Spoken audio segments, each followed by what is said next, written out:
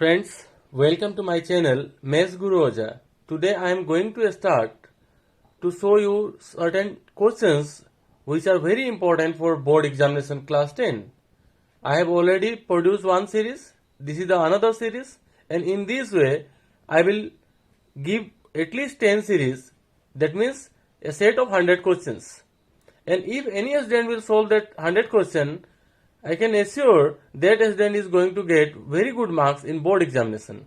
So let's start our second series.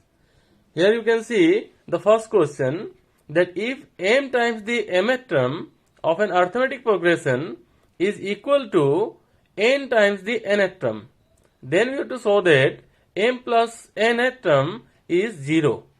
And as we know that to find the number of term in an AP, this is the formula.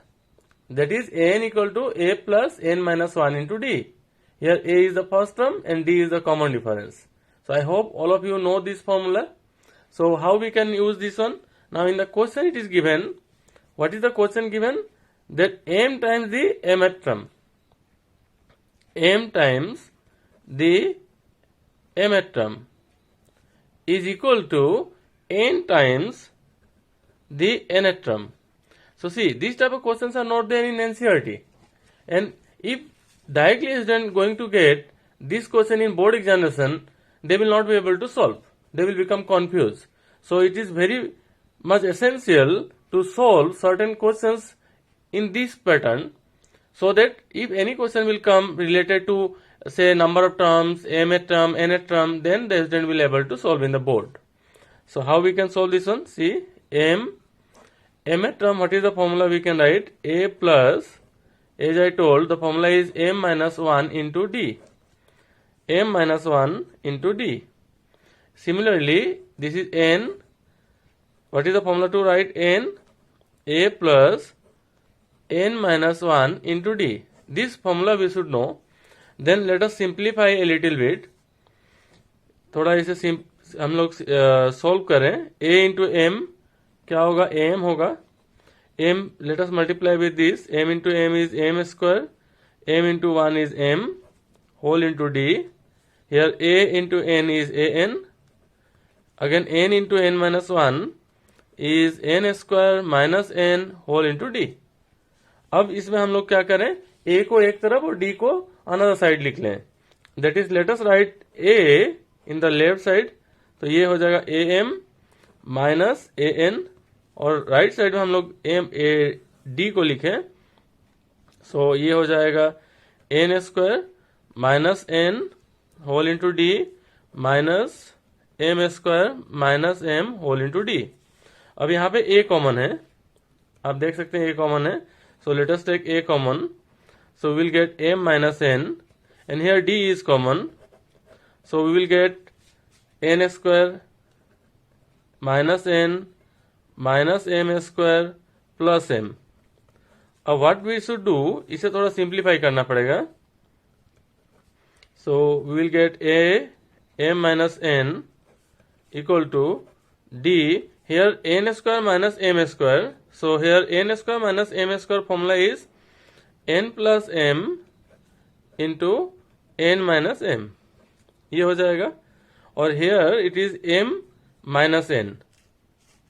Or if I will take minus 1 common, then it will become n minus m. ऐसा हो सकता है. So then we will get a m minus n is equal to d. यहाँ पे हम लोग n minus m common ले सकते हैं. So if I will take n minus m common, यहाँ पे बचेगा m plus n या n plus m minus 1. ये हो गया n minus m.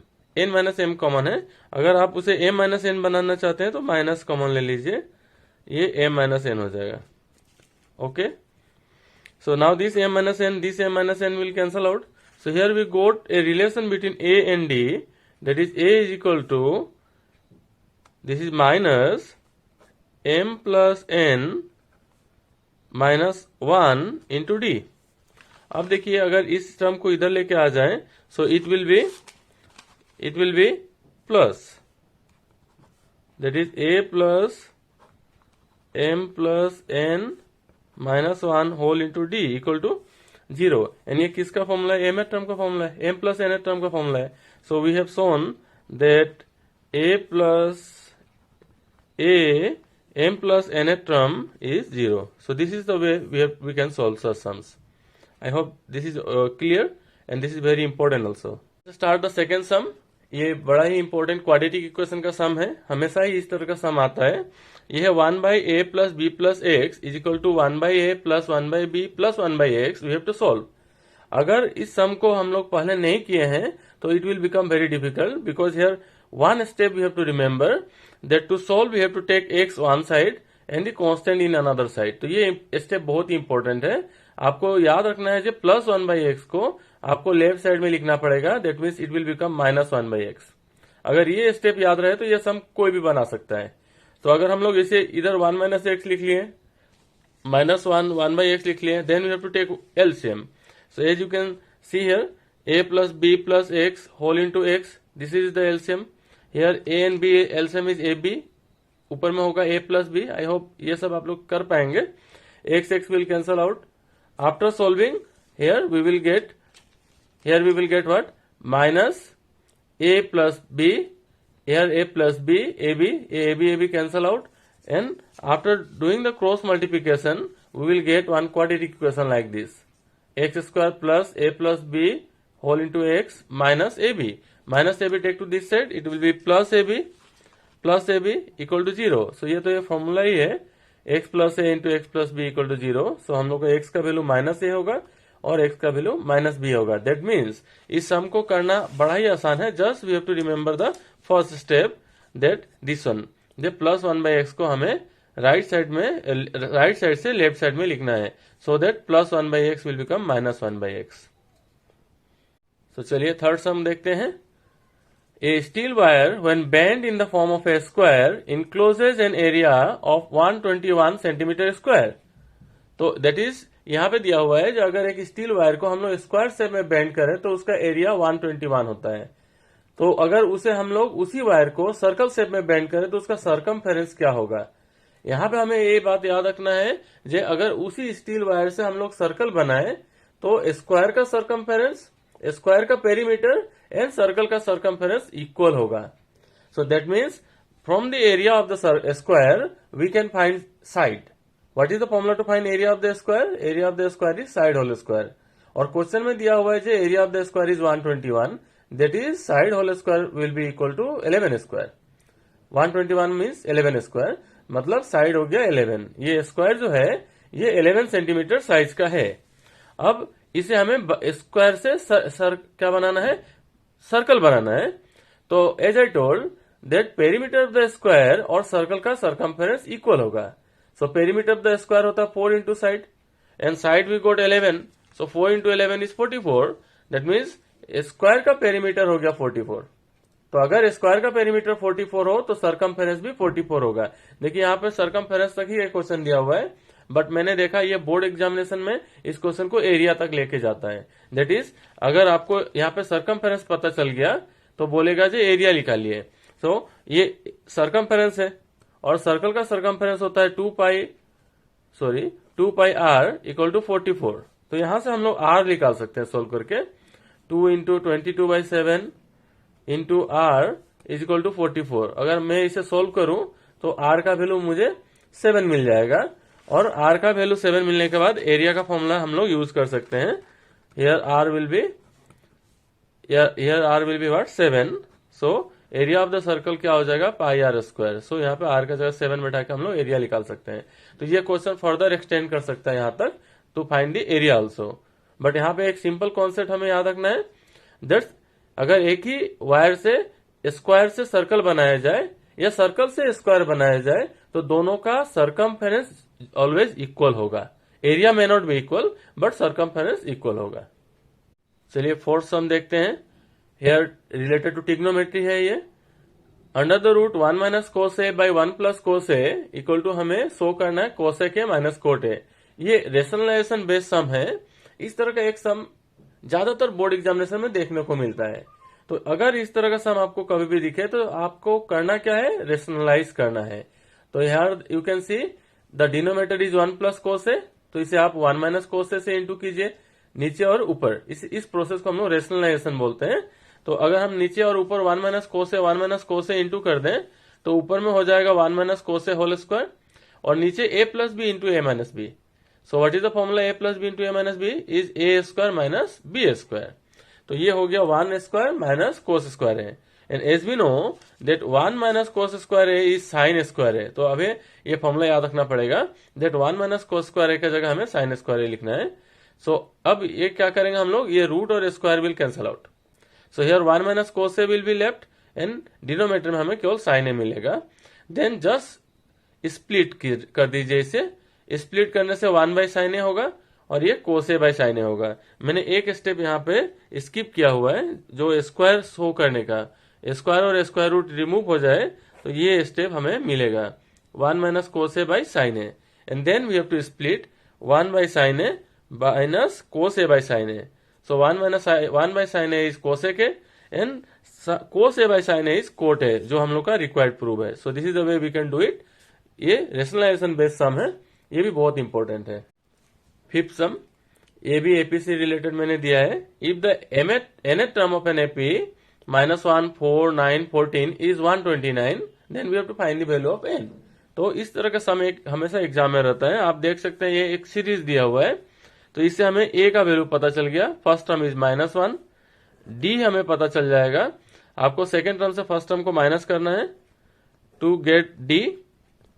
सो ये 4 माइनस माइनस प्लस 1 हो गया, दैट इज 5 हो गया। a पता चल गया हमें, d पता चल गया हमें, और in the question an equal to दिया हुआ है, आप देख सकते हैं an इक्वल टू दिया हुआ 129। अभी हमें क्या करना है, n निकालना है। So what is the formula to find an?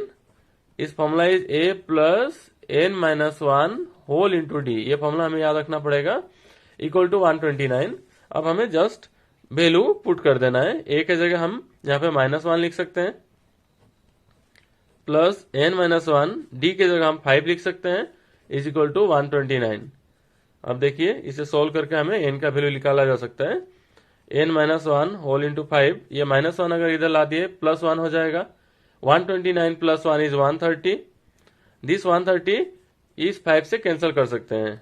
So it will be n minus 1, 5 से अगर 130 को कैंसिल करें तो 26 मिलेगा हमें।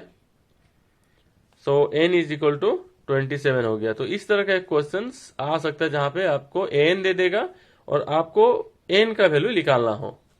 तो ये भी एक इंपॉर्टेंट सम है। Let's start question number 6। ये मैंने कोऑर्डिनेट ज्योमेट्री से दिया है। Here distance between the 2 point, here these are the 2 points.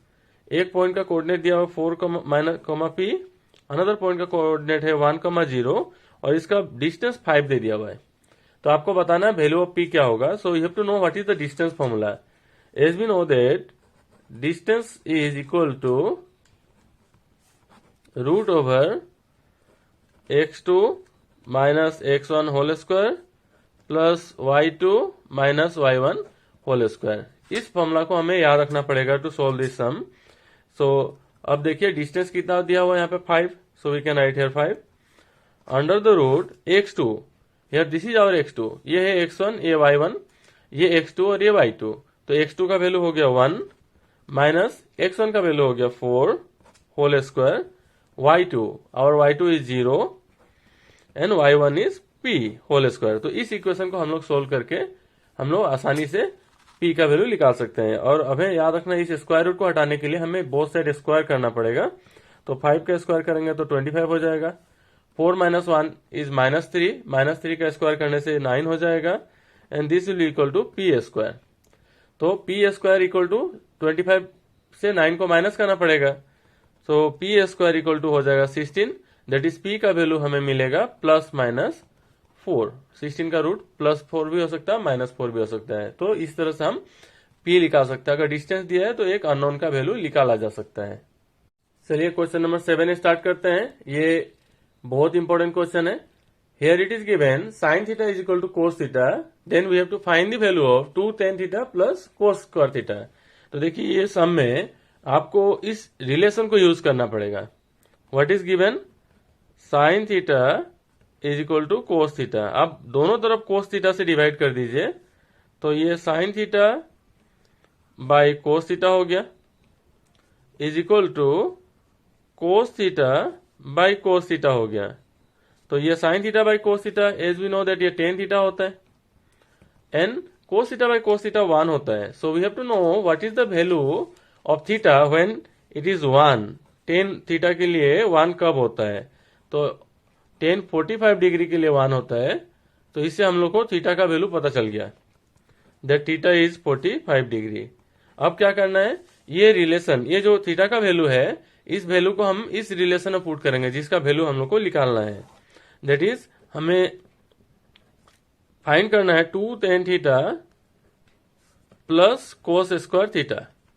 तो just we have to write 2 tan 45 plus cos square 45। क्यों? थीटा का वैल्यू 45 है। अब हम वैल्यू पुट कर सकते हैं। tan 45 is 1, cos 45 is 1 by root 2 whole square. तो इस तरह से हम इस इक्वेशन को सॉल्व कर सकते हैं। इसी से रिलेटेड एक सम मैंने और दिया है जो इंपॉर्टेंट है, बट यहाँ पे आप थीटा का वैल्यू नहीं निकाल पाएंगे। देखते हैं इस सम को। Here it is given 4 cos theta is equal to 11 sin theta. तो इस रिलेशन का वैल्यू हमें निकालना है। तो देखिए यहाँ पे हम क्या करेंगे, इसी रिलेशन को 4 cos theta equal to 11 sin theta, इसे हम बोथ साइड अगर sin थीटा इससे डिवाइड कर दें या cos थीटा से डिवाइड कर दें, अगर मैं इसे बोथ साइड cos थीटा से डिवाइड कर दूं तो ये cos cos कैंसिल हो जाएगा, ये हो जाएगा ओनली 4, और यहाँ पे 11 sin theta by cos theta is tan theta. That is हमें tan थीटा का वैल्यू यहां से पता चला। What is tan theta? ये 11 4 के नीचे आ जाएगा, 4/11, ये tan थीटा का वैल्यू। अब मैं चाह के भी इस वैल्यू से थीटा का वैल्यू नहीं निकाल सकता। तो व्हाट आई विल डू, जिस इक्वेशन को मुझे सोल्व करना है इसे भी मैं cos थीटा से डिवाइड कर दूंगा। तो अगर इसे मैं cos थीटा से डिवाइड करूं, 11 cos theta by cos theta, यहीं पे मैं दिखा रहा हूं, 11 cos theta by cos theta, ये sin theta by cos theta, ये भी cos theta by cos theta by sin theta by cos theta. अगर ऐसा कर दिया जाए तो this cos cos will cancel out, यहाँ पे केवल 11 बचेगा, 11 बचेगा, -7 sin बाई cos ये 10 हो जाएगा, बाई ये भी 11 और sin बाई cos ये भी 10 हो जाएगा। So now we can see that यहाँ पे tan थीटा हमें मिल गया, and we know that what is the value of tan theta. So in place of this tan theta I will able to put 4/11। तो what will be the required answer, ये 11 होगा, -7 into इस tan theta के जगह हम लोग 4/11 बैठा पाएंगे। नीचे भी वैसे ही 11 प्लस 7 इंटू 4/11। तो इसे सोल्व किया जा सकता है। तो ये सम बहुत इंपॉर्टेंट है, और अगर इस स्टेप को हम याद ना रखें तो ये सम बनाना पॉसिबल नहीं होगा। चलिए क्वेश्चन नंबर 9 देखते हैं। यार एक रिलेशन दिया हुआ है, इसे हमें प्रूव करना है। यहाँ पे सम का रिलेशन दिया हुआ है। As we know that sum is, दो फॉर्मूला है, I am going to use this formula, S equal to n/2 2a plus n-1 into d. ये सम निकालने का फॉर्मूला है। तो here we have to show that S12। सो S12 कितना होगा आप देखिए, ये हो जाएगा 12/2 दैट इज 6, 2a ये तो वैल्यू पता नहीं है हमें, प्लस n-1 दैट इज 12-1 होगा यहाँ पे, ये 11d। आई होप आप लोग ये समझ रहे हैं। सिमिलरली इसका वैल्यू हमें निकालना है। राइट हैंड साइड में लेता हूं, राइट हैंड साइड है जो शो करना है, राइट हैंड साइड क्या है, 3s8 माइनस S4, ये वैल्यू हमें S12 के बराबर दिखाना है। तो इसमें कुछ नहीं करना है, जस्ट आपको फॉर्मूला यूज करना है, 3s8। तो यहाँ पे S8 अगर हम फॉर्मूला यूज करें तो ये हो जाएगा 8/2, 2a प्लस 8-1 इंटू डी, ये हो गया इस S8 का फॉर्मूला। इसी तरह से S4 का फॉर्मूला लगाते हैं, 4/2 2a प्लस 4-1 इंटू डी। अब अगर इसे सोल्व किया जाए तो हम देखेंगे ये इक्वल टू ये आ जाएगा। देखिए ये 8/2 4 हो गया, 4 2a के साथ इंटू करेंगे तो 8a, 4 इंटू ये 7 होगा, 7 4 जा 28, यहाँ 2 मिलेगा, 2 2 जा 4, 2 2 जा 4 एंड 3 2 जा 6। चलिए माइनस करके देखते हैं क्या आता है। 3, 8a minus 4a is 4a, and ये हो गया 22। सो यहां से 2 कॉमन आ सकता है एंड बाहर इंटू हो जाएगा 6 हो जाएगा 2a प्लस 11d, और हम लोग पहले ही देख चुके हैं 6 into 2a plus 11d is 12 S12। So that means this is the value of S12। तो इस तरह से इस तरह के सम को किया जा सकता है। लास्ट सम जो मैंने यहाँ पे लिया ये थोड़ा डिफिकल्ट सम है, बट ये सम आपके बोर्ड एग्जामिनेशन के लिए बहुत ही इंपॉर्टेंट है। बहुत ही बार ये सम आ चुका है और ये क्वेश्चंस थोड़े अपर लेवल का सम है।